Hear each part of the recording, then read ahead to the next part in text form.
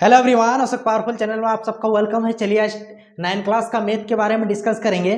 जो चैप्टर का नाम है लाइंस एंड एंगल, उसका एक्सरसाइज 6.2 का पहला नंबर वाला क्वेश्चन के बारे में देखेंगे। उसको आसान से आसान भाषा में कैसे समझेंगे, जो एक बार आप देखेंगे तो हो सकता है आपको एग्जाम तक याद रह जाएगा, हमको जहां तक लग रहा है। चलिए इसको एक आसान भाषा में इसको समझने की कोशिश करते हैं। सबसे पहले क्वेश्चन को देख लीजिए। आकृति 6.28, आकृति कितना की बात कर रहा है? 6.28। तो ये है, देख लीजिए आकृति कितना है? 6.28।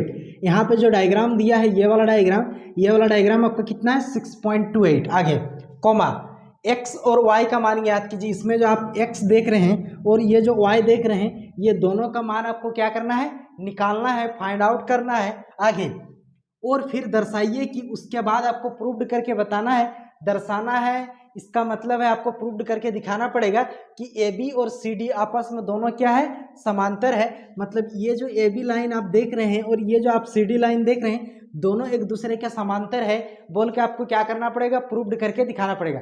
यानी आपको सबसे पहले देखिए क्वेश्चन में आपको क्या दिया है? एक डायग्राम दिया है। डायग्राम में आपको दे दिया है कि एक्स और वाई का मान ज्ञात कीजिए। साथ में आपको बोल दिया है कि ए बी और सी डी आपका समांतर है बोल के आपको प्रूव्ड करके दिखाना पड़ेगा।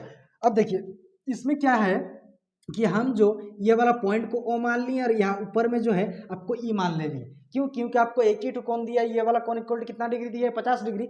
इसीलिए हम ये वाला जो इंटरसेक्ट पॉइंट है इसको ओ माने, फिर ऊपर का जो एरो चिन्ह है यहाँ पे क्या माने? ई माने। और ए ओ ई आपको दिया है बोल के लिए लिखे हैं, दिया है ए ओ सी। ए ओ सी ये वाला कोण तो आपको कितना डिग्री दिया है? 50 डिग्री। इसीलिए हम दिया है, लिखे हैं कोण ए ओ सी इक्वल टू 50 डिग्री।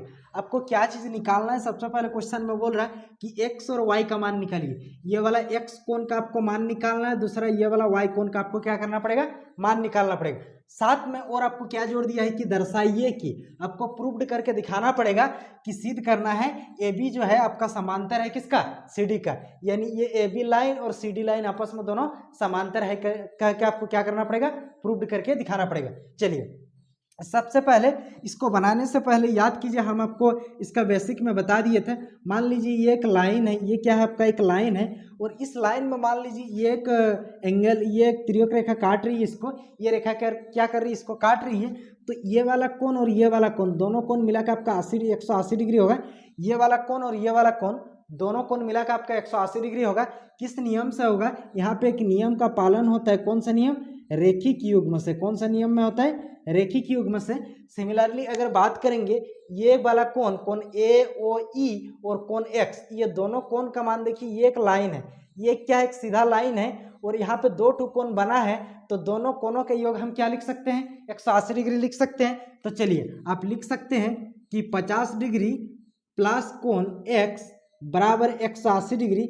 हम कौन सा नियम से लिख सकते हैं? तो ये आपका रेखिक युग्म से लिख सकते हैं। किससे लिख सकते हैं? रेखिक युग्म से। ठीक है।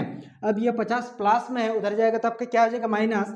यानी x बराबर आपका क्या हो जाएगा? 180 डिग्री माइनस आपका कितना हो जाएगा? 50 डिग्री। जब दोनों को घटा देंगे तो x के 180 में से 50 घटाएंगे तो कितना बचेगा आपका? 130। यानी x के जगह जो मान निकला, x के जगह मान कितना निकला? 130 डिग्री। यानी x कोण जो निकला आपका कितना डिग्री निकला? 130 डिग्री। आगे देखिए आपको पढ़ाया गया कि मान लीजिए ये एक लाइन है, ठीक है। उसके बाद ये एक लाइन है। ये दोनों लाइन जहाँ पे एक दूसरे को इंटरसेक्ट करती है, जहाँ पे काटती है, काटने वाला बिंदु को क्या नाम दे रहे हैं? ओ। तो यहाँ पे क्या होता है ना, यहाँ पे कुछ एंगल बनता है। उस एंगल जैसे मान लीजिए ये वाला कोण और ये वाला कोण, दोनों कोण आपस में बराबर होगा। ये वाला कोण और ये वाला कोण, दोनों कोण आपस में बराबर होगा। उसके बाद ये वाला कोण और ये वाला कोण, दोनों कोण आपस में बराबर होगा। ये एक नियम कहता है शीर्षाभिमुख कोण। मतलब जस्ट इसका आगे हम कोण है, ये वाला कोण है ना, तो ये कोण अगर 50 डिग्री है तो ये वाला कोण भी कितना होगा? 50 डिग्री। अगर ये वाला कोण 130 डिग्री है तो ये वाला कोण भी 130 डिग्री होगा। लेकिन किनके अनुसार? ये जो होगा आपका शीर्षाभिमुख कोण के अनुसार। सिमिलरली आप देखिए ये वाला y है ना, y के आगे वाला कोण कितना डिग्री है? 130 डिग्री है ना। y के आगे वाला कोण कितना है? 130 डिग्री। यानी y बराबर हम 130 डिग्री लिख सकते हैं। कौन सा नियम से? शीर्षाभिमुख कोण से। तो आप लिख सकते हैं कि y बराबर 130 डिग्री। कारण इसका क्या है कि हम कहाँ से लिख सकते हैं? तो शीर्षाभिमुख कोण से। किसके अनुसार? शीर्षाभिमुख कोण के अनुसार हम लिख सकते हैं कि ये दोनों कोण आपस में क्या होगा?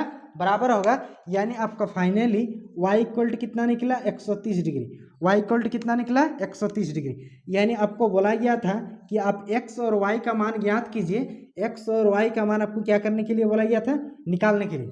दूसरा चीज आपका क्वेश्चन में बोला है उसके बाद कि AB जो है वो CD के समांतर है, AB जो है आपका CD के समांतर है, ये भी आपको क्या करना पड़ेगा, प्रूव्ड करना पड़ेगा। तो यहाँ पे थोड़ा सा गौर कीजिए, यहाँ पे देखिए कि x और y दोनों का मान आपस में क्या आया, बराबर आया, यानी x बराबर 130 डिग्री एंड y बराबर कितना आया 130 डिग्री। तो हम यहाँ पे लिख सकते हैं कि x बराबर y, क्योंकि x और y, x का मान और y का मान दोनों आपस में क्या है, बराबर है। इसका मतलब हम लिख सकते हैं कि x कोण और y कोण दोनों आपस में क्या है, बराबर है। तो यदि ये दोनों कोण आपस में एक दूसरे का बराबर होगा तो ये किस नियम से होगा, ये वाला कोण इस वाला कोण के बराबर होगा, तो एक दूसरे को अपोजिट एंगल है, विपरीत है। इसका मतलब है कि वो एकांतर कोण से बराबर हो रहा है।